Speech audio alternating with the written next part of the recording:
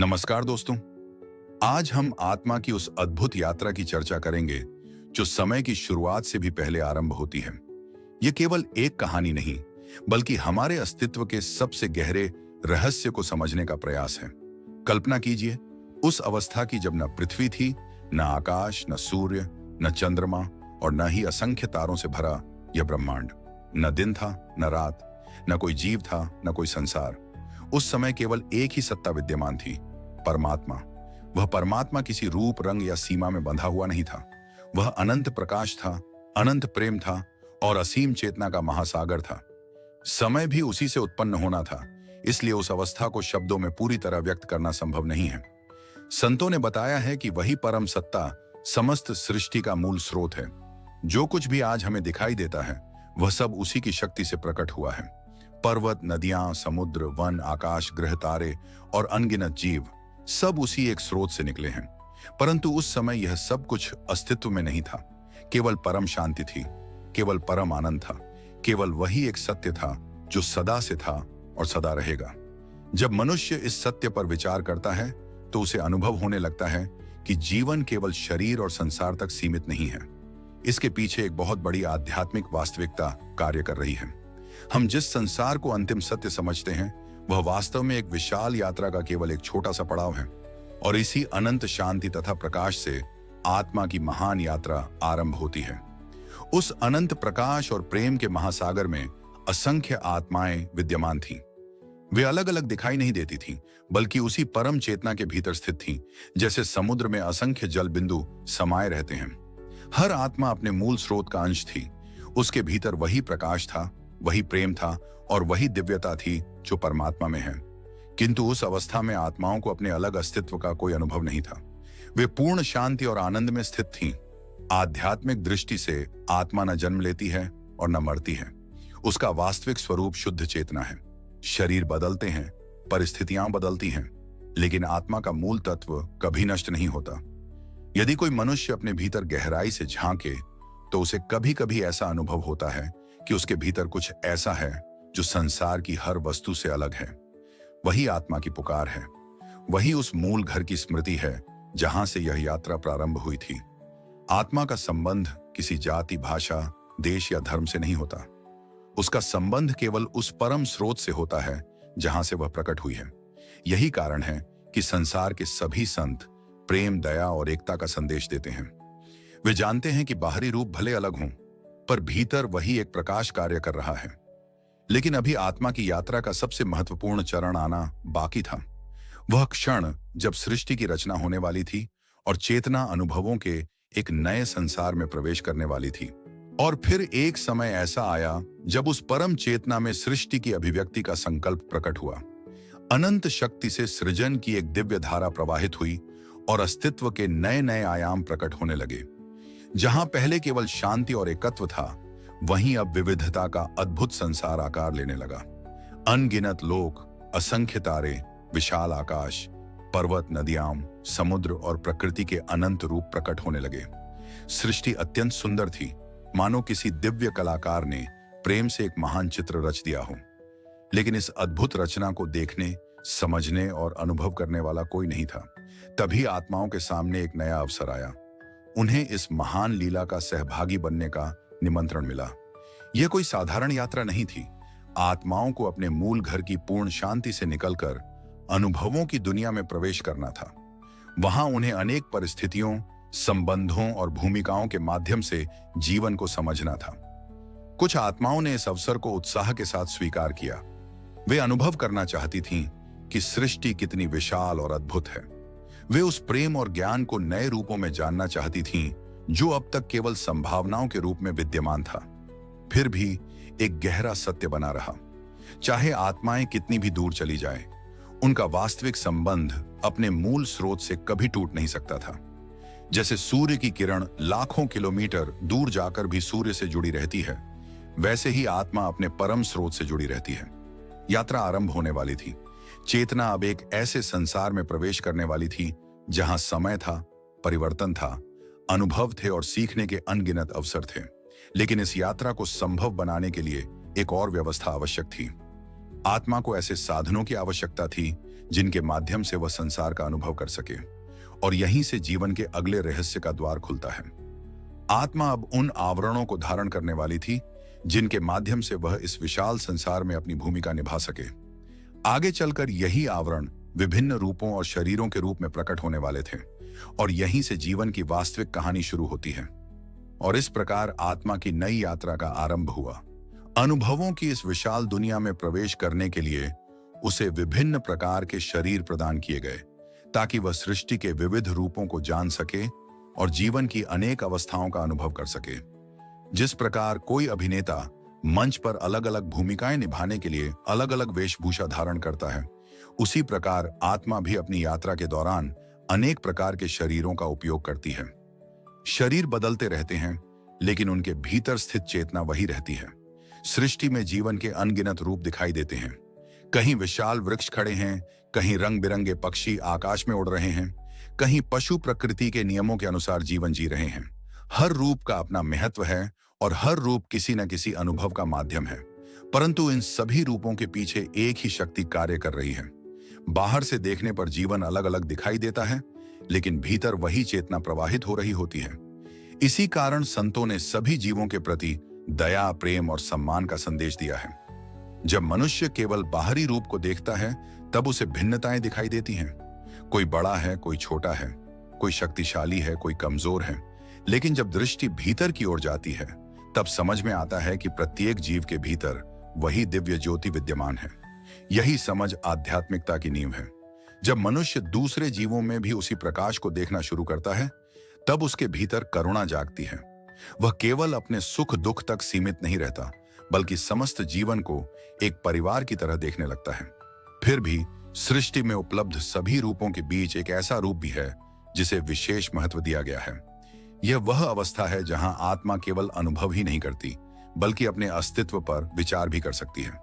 यहीं से यात्रा एक नए मोड़ पर पहुंचती है, क्योंकि अब आत्मा को ऐसा अवसर मिलने वाला है जहां वह केवल संसार को नहीं, बल्कि स्वयं को भी पहचान सकती है। और इसी कारण मनुष्य जीवन को अत्यंत दुर्लभ और मूल्यवान माना गया है। आगे की कथा में हम समझेंगे कि मनुष्य जीवन को इतना महत्वपूर्ण क्यों माना गया है, और इसमें कौन सा ऐसा रहस्य छिपा है जो आत्मा को उसके वास्तविक घर तक पहुंचा सकता है। मनुष्य जीवन को विशेष इसलिए माना गया है क्योंकि इसमें केवल जीने की क्षमता ही नहीं, बल्कि समझने की क्षमता भी होती है। अन्य जीव अपने स्वभाव और प्रकृति के अनुसार जीवन व्यतीत करते हैं, लेकिन मनुष्य के भीतर यह अद्भुत शक्ति होती है कि वह स्वयं से प्रश्न कर सके। वह आकाश की ओर देखकर सोच सकता है कि इस विशाल ब्रह्मांड का रहस्य क्या है। वह अपने हृदय की गहराइयों में उतरकर यह जानने का प्रयास कर सकता है कि वह वास्तव में कौन है। यही जिज्ञासा उसे सामान्य जीवन से ऊपर उठाकर आध्यात्मिक खोज की ओर ले जाती है। जब आत्मा मनुष्य शरीर में आती है, तो उसे एक अनमोल अवसर प्राप्त होता है।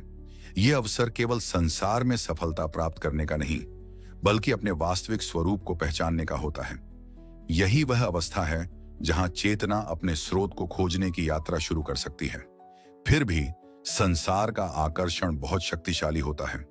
जन्म के बाद मनुष्य धीरे धीरे बाहरी दुनिया में इतना व्यस्त हो जाता है कि वह अपने भीतर छिपे हुए खजाने को भूलने लगता है।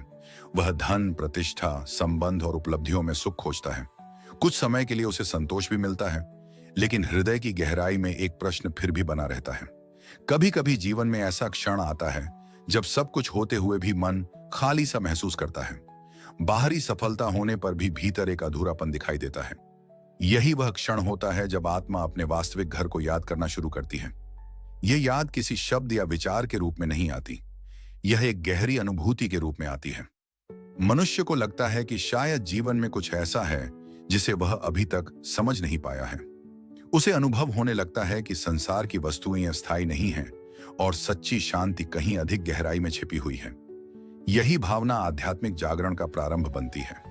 धीरे धीरे मनुष्य का ध्यान बाहर से हटकर भीतर की ओर मुड़ने लगता है। वह सत्य की खोज करने लगता है। वह जानना चाहता है कि उसके जीवन का वास्तविक उद्देश्य क्या है। और जब आत्मा के भीतर यह पुकार सच्चे रूप में जागती है, तब उसकी यात्रा एक नए चरण में प्रवेश करती है, क्योंकि अब उसे उस मार्ग की आवश्यकता होती है जो उसे उसके मूल स्रोत तक वापस ले जा सके। यहीं से एक महान रहस्य प्रकट होना शुरू होता है, जो युगों से संतों और महापुरुषों द्वारा बताया जाता रहा है। जब आत्मा के भीतर अपने वास्तविक घर को जानने की प्यास जागती है, तब उसका जीवन धीरे धीरे बदलने लगता है। वही संसार जो पहले उसे पूरी तरह आकर्षित करता था, अब उसे अधूरा सा दिखाई देने लगता है। वह अपने कर्तव्यों को निभाती है, लोगों से प्रेम भी करती है, लेकिन उसके हृदय में एक गहरी खोज निरंतर चलती रहती है। यह खोज किसी बाहरी वस्तु की नहीं होती, यह उस सत्य की खोज होती है जो हमेशा से उसके भीतर मौजूद है। आत्मा अनुभव करने लगती है कि उसकी सबसे बड़ी आवश्यकता केवल भौतिक सुख नहीं, बल्कि आंतरिक शांति और स्थायी आनंद है। इसी अवस्था में मनुष्य को यह समझ आने लगता है कि संसार की हर वस्तु परिवर्तनशील है। बचपन बदल जाता है, युवावस्था बदल जाती है, परिस्थितियां बदल जाती हैं और समय के साथ शरीर भी बदल जाता है।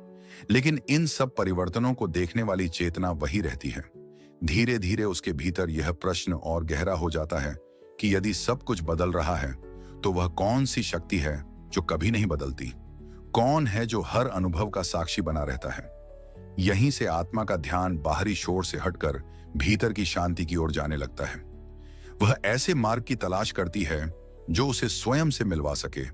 वह जानना चाहती है कि क्या वास्तव में कोई ऐसा रास्ता है जो उसे उस परम सत्य तक पहुंचा सके जिसकी झलक उसे अपने हृदय की गहराइयों में महसूस होती है।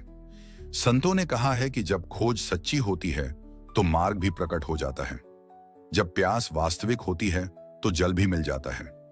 इसी प्रकार जब आत्मा पूरी ईमानदारी से सत्य को खोजना शुरू करती है, तब उसे जीवन में ऐसे संकेत मिलने लगते हैं जो उसे आगे बढ़ने के लिए प्रेरित करते हैं। कभी कोई विचार, कभी कोई अनुभव, कभी किसी महापुरुष की वाणी और कभी किसी संत का संदेश उसके भीतर एक नई जागृति पैदा कर देता है। उसे अनुभव होने लगता है कि वह इस संसार में केवल जीने के लिए नहीं आई है, बल्कि अपने वास्तविक स्वरूप को पहचानने के लिए भी आई है। और जैसे जैसे यह समझ गहरी होती जाती है, वैसे वैसे उसके सामने एक नया द्वार खुलने लगता है। एक ऐसा द्वार जो बाहर की दुनिया में नहीं, बल्कि उसके अपने अंतर्मन में स्थित है। यहीं से आत्मा की यात्रा और भी रहस्यमय तथा सुंदर हो जाती है। अब वह केवल खोज नहीं रही होती, बल्कि उस मार्ग की ओर बढ़ रही होती है जो उसे उसके शाश्वत घर तक वापस ले जा सकता है। और जब यह आंतरिक द्वार धीरे धीरे खुलने लगता है, तब मनुष्य अपने भीतर एक ऐसी शांति का अनुभव करने लगता है जिसे शब्दों में व्यक्त करना कठिन है। यह शांति बाहरी परिस्थितियों पर निर्भर नहीं होती, यह भीतर से उत्पन्न होती है, मानो आत्मा अपने मूल स्रोत की हल्की सी झलक पाने लगी हो। अब उसकी दृष्टि बदलने लगती है। वह संसार को पहले की तरह नहीं देखता। जहां पहले केवल लाभ और हानि दिखाई देते थे, वहां अब जीवन के गहरे अर्थ दिखाई देने लगते हैं। जहां पहले केवल घटनाएं दिखाई देती थीं, वहां अब उन घटनाओं के पीछे छिपी हुई शिक्षा समझ में आने लगती है। आत्मा धीरे धीरे यह जानने लगती है कि जीवन में कुछ भी व्यर्थ नहीं होता। हर अनुभव, हर चुनौती और हर परिस्थिति उसे कुछ सिखाने के लिए आती है। सुख उसे कृतज्ञता सिखाता है और दुख उसे धैर्य तथा विश्वास की शक्ति प्रदान करता है। इसी दौरान मनुष्य यह भी अनुभव करता है कि उसके भीतर दो दिशाएं कार्य कर रही हैं। एक दिशा उसे संसार की ओर खींचती है, जबकि दूसरी दिशा उसे भीतर की ओर बुलाती है। एक ओर इच्छाएं हैं, आकर्षण हैं और अस्थायी उपलब्धियों का संसार है। दूसरी ओर शांति, प्रेम और सत्य की खोज है। यही जीवन का वास्तविक संघर्ष है। यह बाहरी युद्ध नहीं, बल्कि भीतर का युद्ध है। जो व्यक्ति इस संघर्ष को समझ लेता है, वह धीरे धीरे अपने मन पर नियंत्रण पाना शुरू कर देता है। वह परिस्थितियों का दास बनने के बजाय उनका साक्षी बनने लगता है। समय के साथ उसे अनुभव होने लगता है कि सच्ची शक्ति बाहरी वस्तुओं में नहीं, बल्कि भीतर की स्थिरता में छिपी हुई है। जब मन शांत होता है, तब आत्मा की आवाज अधिक स्पष्ट सुनाई देने लगती है, और जब आत्मा की आवाज स्पष्ट होने लगती है, तब जीवन की दिशा भी बदलने लगती है। अब उसे यह एहसास होने लगता है कि उसका वास्तविक घर कहीं बाहर नहीं है। वह घर कोई भौतिक स्थान नहीं, बल्कि चेतना की वह अवस्था है जहां पूर्ण शांति, प्रेम और आनंद विद्यमान है। वही उसका मूल स्थान है, वही उसका वास्तविक आश्रय है। लेकिन उस घर तक पहुंचने के लिए केवल इच्छा पर्याप्त नहीं होती, इसके लिए मार्गदर्शन की आवश्यकता होती है। जैसे अंधेरी रात में यात्री को दिशा दिखाने के लिए दीपक की आवश्यकता होती है, वैसे ही आत्मा को भी उस प्रकाश की आवश्यकता होती है जो उसे सही मार्ग दिखा सके। और इसी मोड़ पर उसकी यात्रा में एक ऐसा अध्याय आरंभ होता है जो उसके जीवन को पूरी तरह बदल सकता है, क्योंकि अब वह उस मार्गदर्शक शक्ति से परिचित होने वाली है जो भटकी हुई आत्माओं को उनके वास्तविक घर तक पहुंचाने का कार्य करती है। और जब आत्मा अपने वास्तविक घर की खोज में आगे बढ़ती है, तब उसके जीवन में एक नई रोशनी प्रवेश करती है। यह रोशनी केवल ज्ञान की नहीं होती, बल्कि अनुभव की होती है। वह धीरे धीरे समझने लगती है कि केवल पुस्तकों का ज्ञान या बाहरी जानकारी ही पर्याप्त नहीं है। जीवन के गहरे रहस्यों को जानने के लिए भीतर जागृति आवश्यक है। युगों से महापुरुष और संत इसी जागृति का संदेश देते आए हैं। वे मनुष्य को यह याद दिलाते हैं कि वह केवल शरीर नहीं है, उसके भीतर एक ऐसी चेतना विद्यमान है जो इस संसार की सीमाओं से परे है। वही चेतना उसे सत्य की ओर बुलाती है। जब कोई व्यक्ति इस पुकार को सुनता है, तब उसके भीतर परिवर्तन आरंभ हो जाता है। वह अपने जीवन को नए दृष्टिकोण से देखने लगता है। जहां पहले वह केवल बाहरी उपलब्धियों को महत्व देता था, वहीं अब वह अपने विचारों, कर्मों और आंतरिक अवस्था पर भी ध्यान देने लगता है। धीरे धीरे उसे अनुभव होने लगता है कि प्रेम, दया, विनम्रता और सत्य केवल नैतिक शिक्षाएं नहीं हैं, बल्कि आत्मा के स्वाभाविक गुण हैं। जैसे जैसे वह इन गुणों को अपने जीवन में उतारता है, वैसे वैसे उसके भीतर का अंधकार कम होने लगता है और चेतना अधिक निर्मल होती जाती है। इस यात्रा में सबसे बड़ी बाधा मन की चंचलता होती है। मन बार बार संसार की ओर भागता है, कभी इच्छाओं के पीछे, कभी भय के पीछे और कभी कल्पनाओं के पीछे। लेकिन आत्मा की पुकार निरंतर बनी रहती है। वह मनुष्य को बार बार भीतर लौटने के लिए प्रेरित करती है।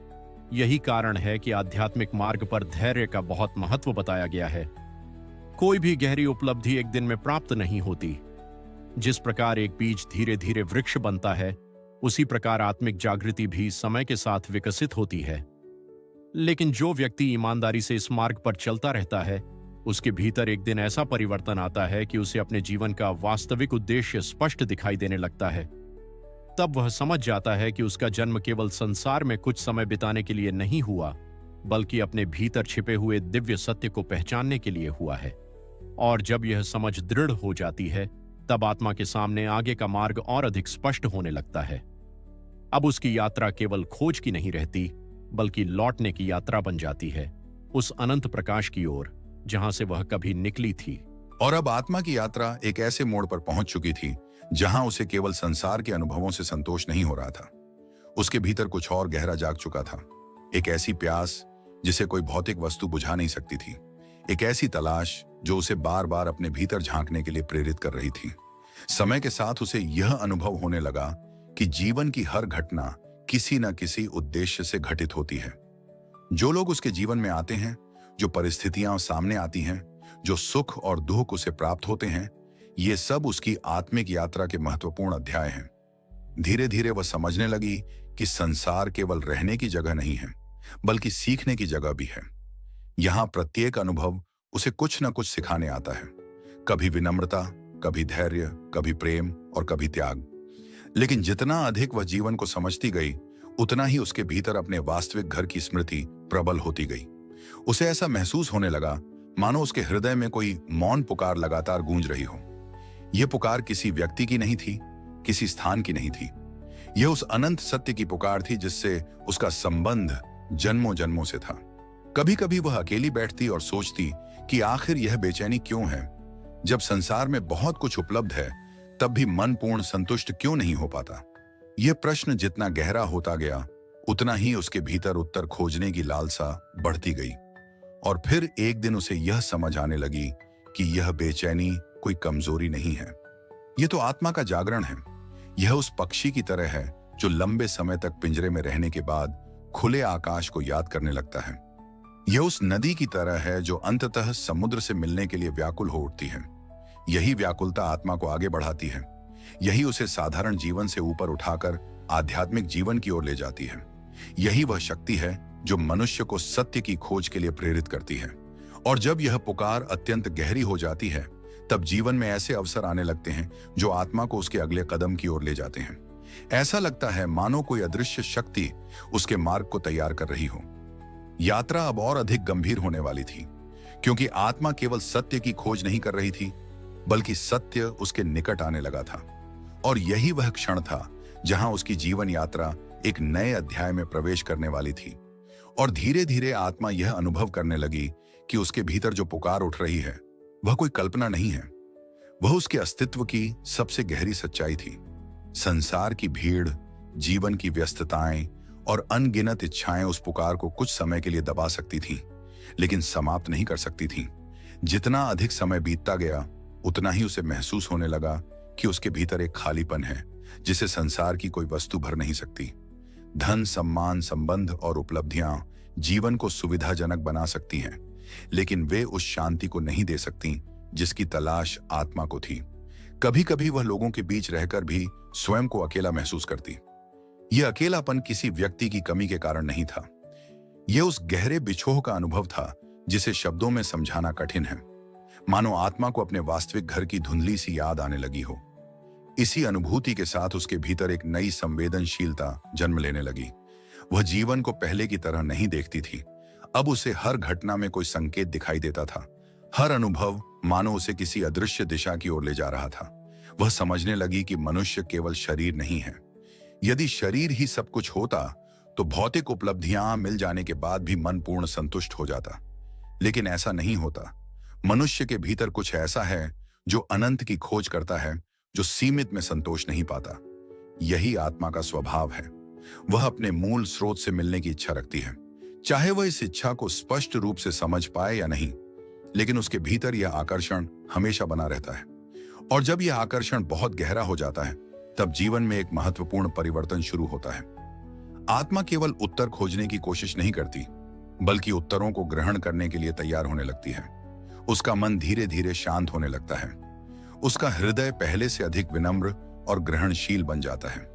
ऐसा लगता है मानो कोई अदृश्य हाथ उसे धीरे धीरे उस दिशा में ले जा रहा है जहां उसे अपने प्रश्नों के उत्तर मिलने वाले हैं। यात्रा अभी समाप्त नहीं हुई थी। वास्तव में अब वह अपने सबसे महत्वपूर्ण चरण के निकट पहुंच रही थी, क्योंकि जब आत्मा पूरी सच्चाई के साथ अपने घर लौटने की इच्छा करती है, तब उसके जीवन में ऐसे द्वार खुलने लगते हैं जिनकी उसने कभी कल्पना भी नहीं की होती। और इसी के साथ उसकी आध्यात्मिक यात्रा का अगला अध्याय प्रारंभ होने वाला था। और जब आत्मा की यह तड़प और गहरी हो जाती है, तब उसके भीतर एक नया परिवर्तन शुरू होता है। उसे महसूस होने लगता है कि जीवन का वास्तविक उद्देश्य केवल संसार में जीना नहीं, बल्कि स्वयं को पहचानना है। अब उसका ध्यान धीरे धीरे बाहरी आकर्षणों से हटकर भीतर की ओर मुड़ने लगता है। वह शांति की खोज करने लगती है। उसे समझ आने लगता है कि सच्चा आनंद किसी वस्तु, व्यक्ति या परिस्थिति में नहीं, बल्कि उसके अपने अंतर मन में छिपा हुआ है। जैसे कोई यात्री लंबे समय तक भटकने के बाद अपने घर का रास्ता खोजने लगता है, वैसे ही आत्मा भी अपने मूल स्रोत की ओर खींचने लगती है। यह खिंचाव दिखाई नहीं देता, लेकिन उसकी शक्ति बहुत गहरी होती है।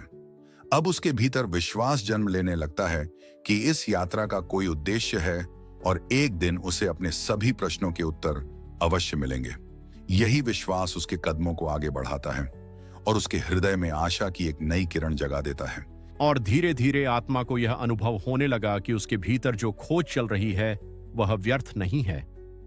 हर दिन, हर अनुभव और हर विचार उसे किसी गहरे सत्य के और निकट ले जा रहा था। अब वह संसार को केवल आंखों से नहीं, बल्कि हृदय से देखने लगी। उसे महसूस होने लगा कि जीवन में जो कुछ भी घट रहा है, उसके पीछे कोई अदृश्य व्यवस्था कार्य कर रही है। कुछ भी संयोग नहीं है। हर मुलाकात, हर परिस्थिति और हर मोड़ का अपना एक उद्देश्य है। जितना अधिक उसका विश्वास बढ़ता गया, उतना ही उसका भय कम होता गया। भविष्य की चिंता और अतीत का बोझ धीरे धीरे हल्का होने लगा। उसके भीतर एक नई शांति जन्म लेने लगी।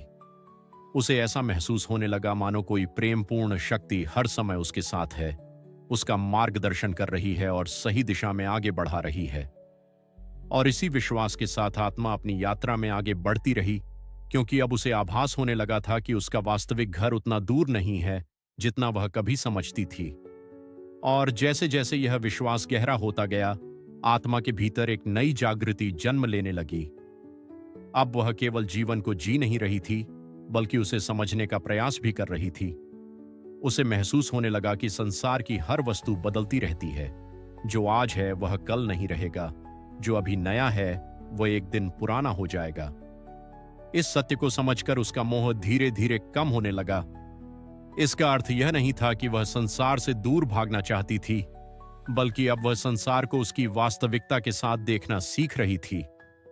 वह जानने लगी थी कि स्थायी सुख बाहर नहीं, भीतर छिपा है। जब मनुष्य इस समझ तक पहुंचता है, तब उसके जीवन में संतुलन आने लगता है। वह अपने कर्तव्यों को निभाता है, लोगों से प्रेम करता है, लेकिन भीतर से किसी चीज पर निर्भर नहीं रहता। उसका आधार धीरे धीरे भीतर की शांति बनने लगती है, और इसी शांति में आत्मा को अपने वास्तविक स्वरूप की हल्की सी झलक मिलने लगती है। अब आत्मा की यात्रा एक ऐसे मोड़ पर पहुंच चुकी थी जहां उसके भीतर का प्रश्न और स्पष्ट हो गया था।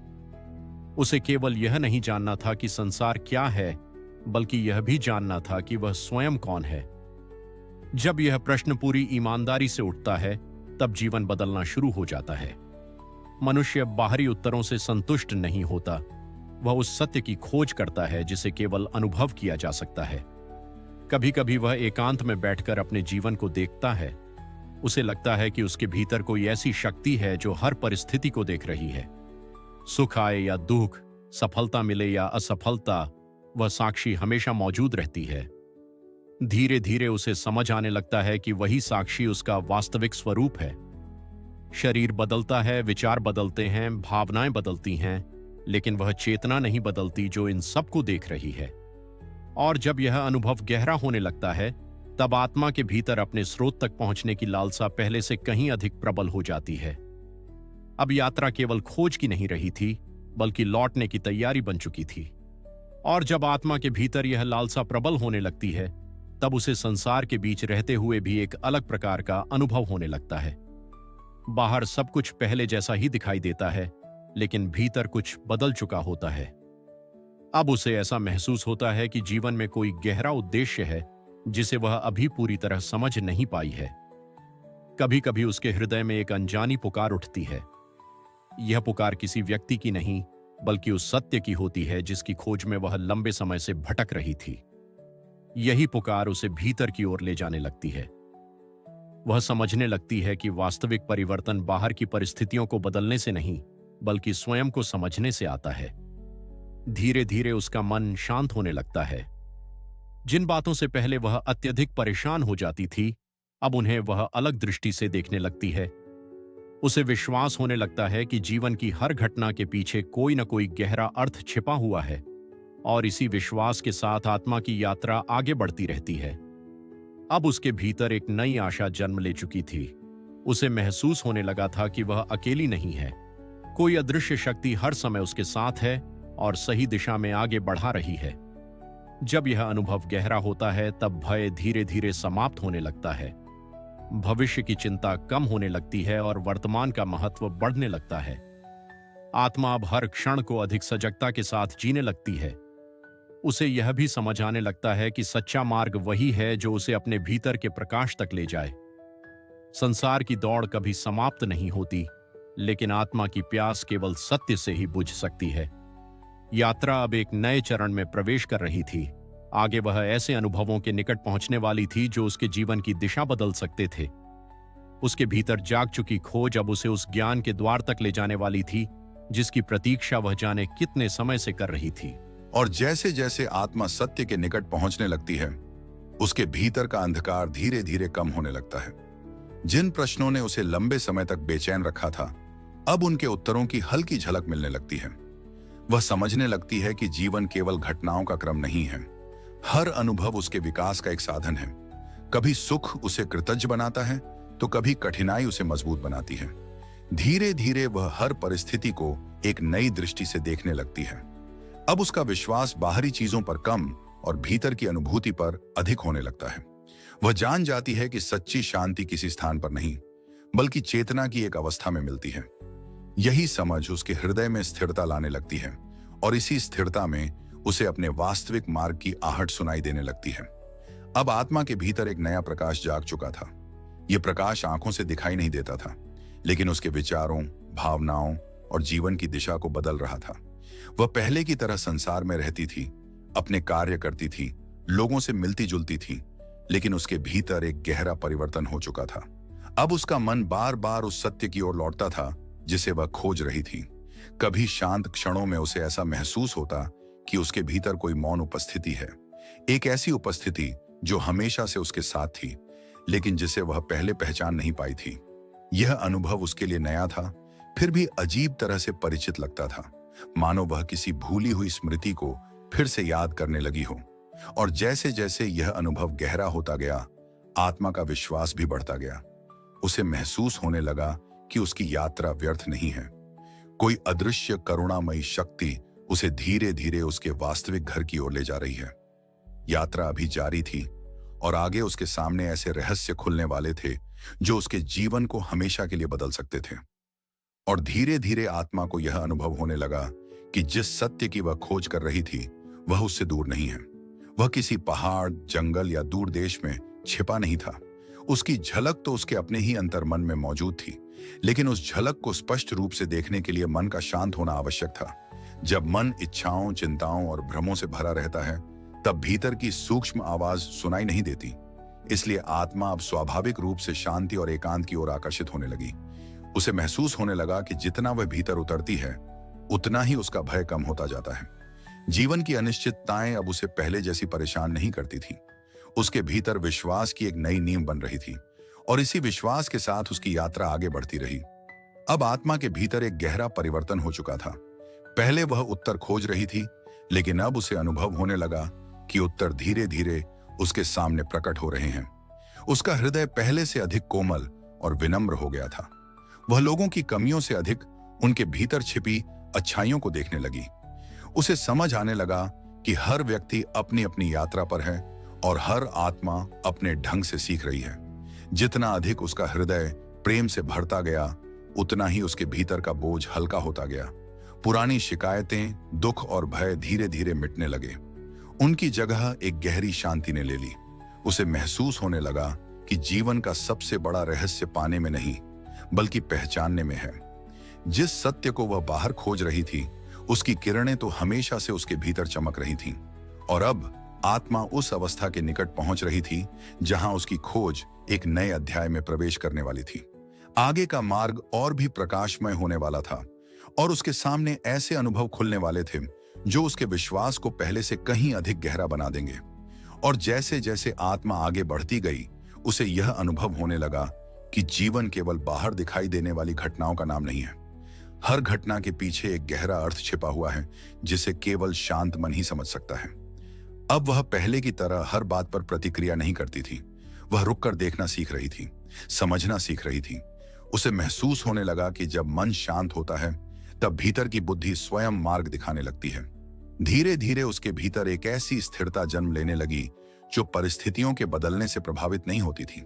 सुख आता तो वह कृतज्ञ रहती, दुख आता तो धैर्य रखती, क्योंकि अब उसे विश्वास हो गया था कि हर अनुभव उसकी यात्रा का हिस्सा है। और इसी विश्वास ने उसके हृदय को पहले से अधिक मजबूत और शांत बना दिया। अब आत्मा को अपने भीतर एक अद्भुत आकर्षण महसूस होने लगा।